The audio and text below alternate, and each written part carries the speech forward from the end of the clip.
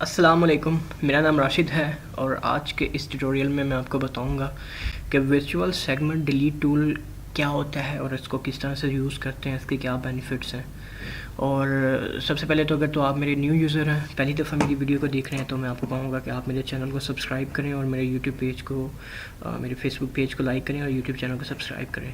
तो हम बढ़ते हैं वर्चुअल सेगमेंट डिलीट टूल किस तरह से यूज़ करते हैं। यहाँ से मैं एक एलिप्स टूल मैंने लिया है, ठीक है, इसको कंट्रोल भी करके,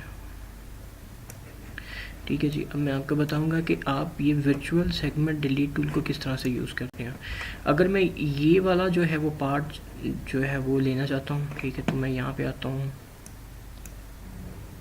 ये वर्चुअल सेगमेंट डिलीट, और मैं इस पर क्लिक करूँगा और इस पर क्लिक करूँगा तो ये जो बाकी चीज़ें थी इसने उसको डिलीट कर दिया, और ये वाला जो पार्ट है ये उन्होंने मुझे ये पार्ट दे दिया है, ठीक है।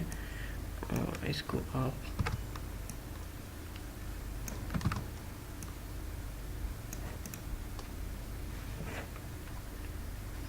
ठीक है जी, और मैं इस पर क्लिक करता हूँ, ठीक है, इसको भी डिलीट कर दिया मैंने, इसको भी डिलीट कर दिया, इसको भी और इसको भी, इसको और इसको।